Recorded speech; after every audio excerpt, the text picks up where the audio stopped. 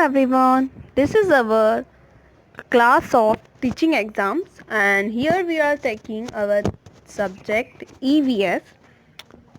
इस क्लास में मैं इंग्लिश का यूज़ करूँगी, हाफ हिंदी हाफ इंग्लिश, ताकि सभी को समझ में आ सके। हम स्टार्ट कर रहे हैं EVS, जो एक्चुअली में पेपर 1 में यूज़ होता है ज़्यादा करके। पेपर 2 में इससे बहुत कम क्वेश्चंस बनते हैं, पेपर 1 में ज़्यादा क्वेश्चंस बनते हैं, जो एक्चुअली में 1st to 5th के लिए होता है। यहाँ पे हमने 3rd से लेके 5th तक, 3rd 4th 5th की NCERT से कुछ इम्पॉर्टेंट पॉइंट्स लिए हैं जिन पे क्वेश्चंस अधिकतर आते हैं, सीटेट में आते हैं और दूसरे भी जो टेट के एग्ज़ाम्स होते हैं, टीचिंग एग्ज़ाम्स होते हैं, उनमें इसके एग्ज़ाम क्वेश्चंस आते हैं। तो हम देखते हैं हमारा EVS। स्टार्ट करते हैं, ये हमारा पार्ट 1 है। Let's get started. सबसे पहले हम करनाम मालेश्वरी के बारे में पढ़ते हैं।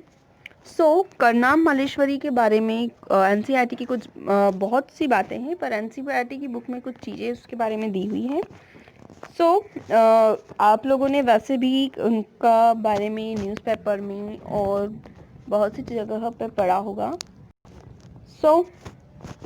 करनाम मालेश्वरी एक्चुअली में एक वेट लिफ्टर हैं और वो आंध्र प्रदेश में रहती हैं।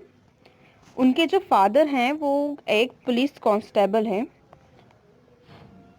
और मालेश्वरी ने अपनी वेट लिफ्टिंग, मतलब वेट को उठाने का जो है वो उन्होंने जब वो 12 इयर्स की थी तभी से स्टार्ट कर दिया था और आज की कंडीशन में वो लगभग 130 किलोग्राम तक वज़न उठा लेती हैं। और अभी हम देखें तो उन्होंने अभी तक कम से कम 29 मेडल्स इंटरनेशनल इवेंट्स में जीत चुके हैं वो। और उनके जो 4 जो सिस्टर्स हैं दूसरे, वो भी वेट लिफ्टिंग कर रही हैं।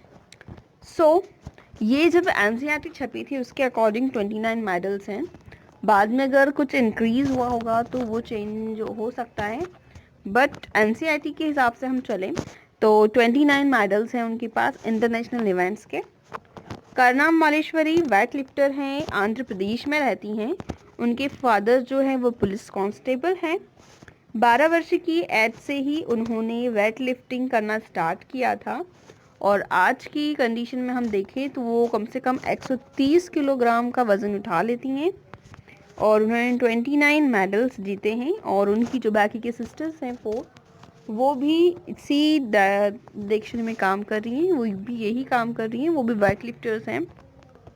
ये थी करनाम मालेश्वरी के बारे में। नेक्स्ट दिसंबर 2004 की एक बात है जो NCERT में दी गई है। फ्यू ट्राइब्स में जनजाति जो वहाँ रहती थी फॉरेस्ट में। कौन से फॉरेस्ट? अंडमान आइलैंड्स के फॉरेस्ट में कुछ जनजातियाँ रहती हैं, तो उनके बारे में है। 2004 दिसंबर की बात है।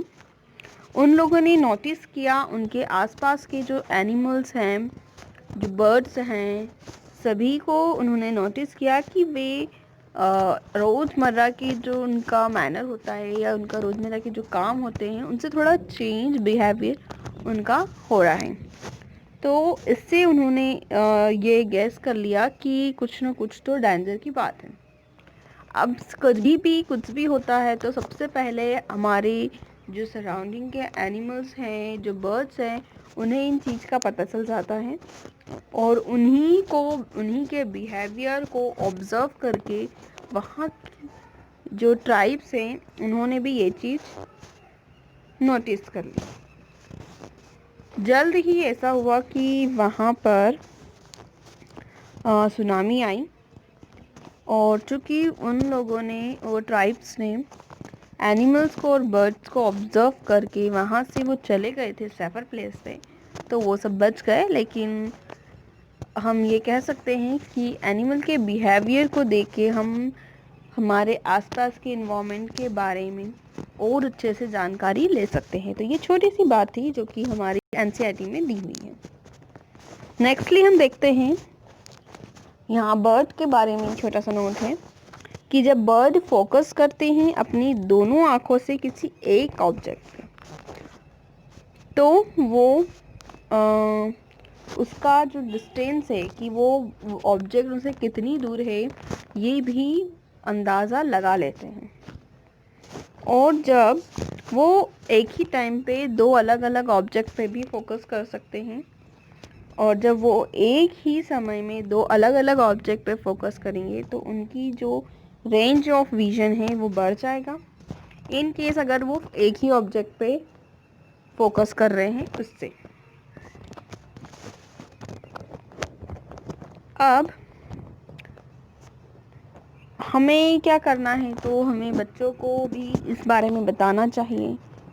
अगर हम देखें, हमारा खुद का भी देखें, उनको सिखाना चाहिए कि अगर हम एक आँख पे हाथ रख के देखते हैं तो हम कितना कम एरिया दिख पाते हैं, और अगर हम दोनों आँखों से देखेंगे तो कितना वाइड रेंज तक हम देख पाते हैं, हमारी रेंज ऑफ विजन बढ़ जाता है। वैसे ही बर्ड्स का भी है, अगर वो एक आँख से एक ऑब्जेक्ट और दूसरी आँख से दूसरे ऑब्जेक्ट पे देखेंगे तो उनका विजन बढ़ जाता है, और जब दोनों आँखों से एक ही ऑब्जेक्ट को देखते हैं तो उनका विजन ऑफ रेंज थोड़ा कम हो जाता है।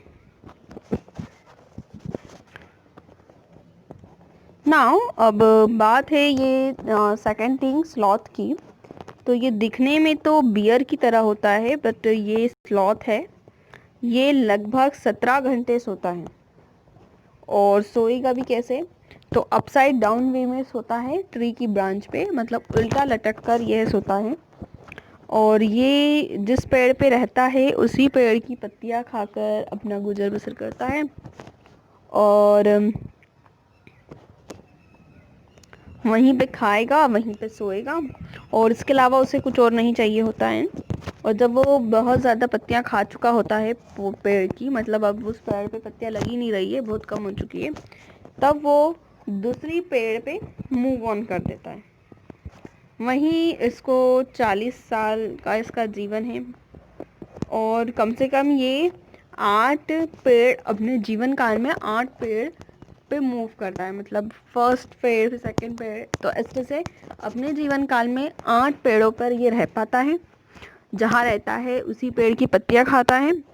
हफ्ते में एक बार ये नीचे आता है और थोड़ा रेस्ट वेस्ट करता है, क्योंकि ये अपसाइड डाउन वे में हमेशा रहता है, इसलिए हफ्ते में एक बार नीचे उतर कर ठीक से मसल्स को स्ट्रेच वगैरह करता है। सो स्लोथ है जो दिखने में बियर की तरह है, 7 घंटे सोता है, और सोएगा कैसे है, उल्टा लटक के सोएगा, जिस पेड़ पे रहता है उसी की पत्तियाँ खाता है, और हफ्ते में एक बार नीचे उतरेगा, और इसका जीवन काल कम से कम 40 वर्ष का है, और अपने जीवन काल में ये 8 पेड़ पर ही जा पाता है। ये थी स्लॉथ के बारे में। नेक्स्ट हम देखते हैं प्लांट्स विच हंट, ऐसे पौधे जो हंट करते हैं। सो सम प्लांट्स ऐसे होते हैं जो कि दूसरे एनिमल्स को, जैसे कि फ्रॉग हो गया, माइस हो गया, इंसेक्ट हो गया, इनको अपने ट्रैप, अपने जाल में फंसा के उन्हीं को खाते हैं। तो इसका एग्जाम्पल है पीचर प्लांट, नेफेंथीस। ये एक टाइप का वैसा ही प्लांट है जो जिसका जो कवर होता है वो पीचर की तरह होता है, इसलिए इसे पीचर प्लांट कहते हैं। और ये ऑस्ट्रेलिया, इंडोनेशिया, मेघालय में पाया जाता है। सो इंडिया में कहाँ पाया जाएगा, मेघालय, और ऑस्ट्रेलिया और इंडोनेशिया में पाया जाता है। इसका शेप जो है वो पीचर लाइक होता है, और उसका जो माउथ है वो एक लीफ से ढका हुआ होता है।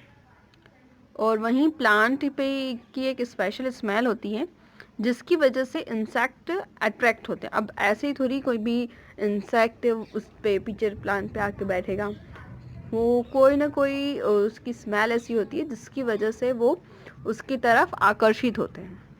इसी वजह से उससे अट्रैक्ट होके इंसेक्ट जो हैं वो प्लांट पे आके बैठते हैं, और जैसे ही प्लांट पे आके बैठते हैं वो स्टक हो जाते हैं, ट्रैप्ड हो जाते हैं, और वो वहाँ से निकल नहीं पाते हैं, और इसी की वजह से वो पीचर प्लांट जो है वो उनको इनगल्फ कर लेता है। उसमें अलग अलग टाइप्स के लिक्विड्स और डाइजेस्टिव जूसेस होते हैं, जिसकी वजह से पूरा की पूरा जो एनिमल है वो ईजीली डाइजेस्ट कर सकता है। ये हमने आज कुछ पॉइंट्स देखे, नेक्स्ट क्लास में हम आगे के पॉइंट्स देखेंगे। Thank you. आई होप आपका इंग्लिश का पोर्शन सही लगा हो, और अगर कुछ मिस्टेक हुई हो तो कमेंट करके बताइए, और अगर कुछ छूटे तो भी कमेंट करके बताइएगा। So thank you, bye bye.